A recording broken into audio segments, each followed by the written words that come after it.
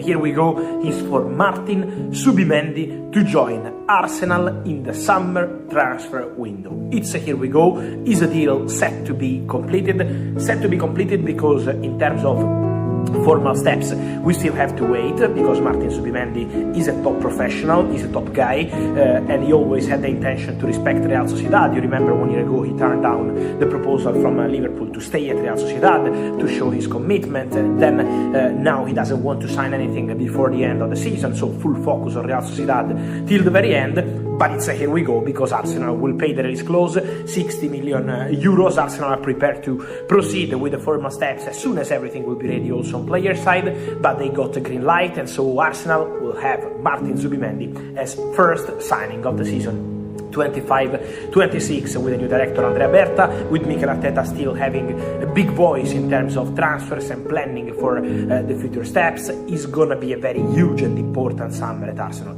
New striker, of course, we know about that, but I'm told that Arsenal will also bring in a new winger for sure. That's the intention. They are also looking at defenders and more, so it's going to be very busy at Arsenal. Don't forget about midfielders. We said about Zubimendi, who is going to sign a long-term deal at Arsenal at the right moment, but also important to mention that Jorginho is leaving. He will go to Flamengo. There is a negotiation ongoing with Thomas Partey over new deal, so Arsenal are working on several things, on several steps.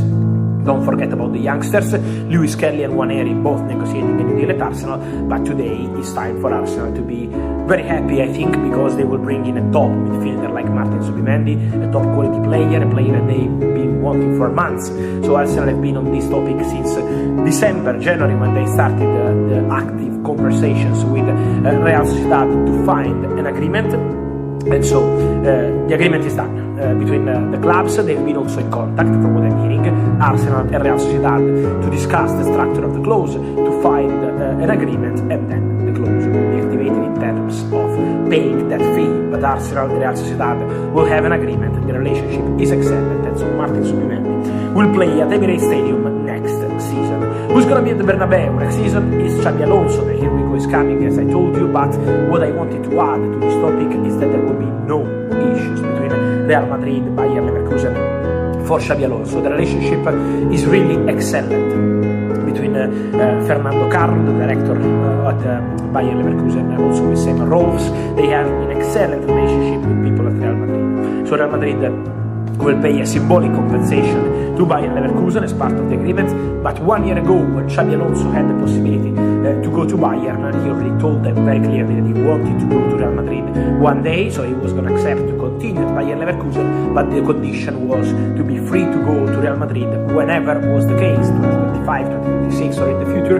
Now it's going to be the case, because Real Madrid are working to complete the formal steps, but it will happen. Xabi Alonso will be the new coach. They are already discussing the stuff. What I want to tell you also today, guys, is that we have to act in the next days about that. But what I'm hearing is that Real Madrid are also quite confident to have Xabi Alonso already for the club's World Cup. So the idea would have to try and get the green light for Alonso for the club's World Cup. Otherwise, there is Santiago Solari ready to take care of the squad at the club's World Cup. But Real Madrid will try for Xabi Alonso to be ready for that moment, so let's say June, in order to prepare the squad for the club's World Cup. And then there will be more movements, guys, on the market for several clubs. Let me start with Jorel Hato, this talented defender from Ajax. For sure, he's a player on the list of Chelsea and Liverpool in Premier League. So both clubs are monitoring the player, and for sure he's in the list. Then all these clubs, Chelsea, Liverpool, Arsenal and more, are all waiting for Dean Huijsen to make his choice. You remember, as I told you, all these three clubs, Chelsea, Liverpool and Arsenal, are strong in the race for Dean Huijsen, so for sure they are all waiting for the player to make a decision. But Jorel Hato is also in the list at Chelsea and at Liverpool as a potential name in case they can't get Dean Huijsen. So Hato for sure is on the short list. And then also let me add on Hato that Real Madrid have been watching the player closely. I told you about this several times, but Real Madrid, from what I'm hearing, sent their scouts many times to follow Jorel Hato. Then let's see what Real Madrid decides to do with the centre-back, but for sure is a player they've been monitoring with their scouts. Again, Chelsea and Liverpool have the player on their shortlist, so we will be following that situation because Hato could be one of the most interesting names to follow in terms of centre-backs in the summer transfer window. Now Ajax are focused on completing their fantastic season, trying to win and complete the win of the league, and then Jorel Hato will be one of the names to watch for the summer transfer window. And then guys, there is the topic of the strikers. I wanted to clarify something. Also one of the most wanted strikers around, as always, scoring incredible number of goals for Galatasaray, and the player is Victor Osimhen. I keep receiving many questions. First of all, first point to clarify, Osimhen is not staying at Galatasaray. Osimhen is formally going back from the loan deal to Galatasaray to Napoli, but he will not be staying at Napoli. For sure, it's over. The relationship between Osimhen and Napoli is over.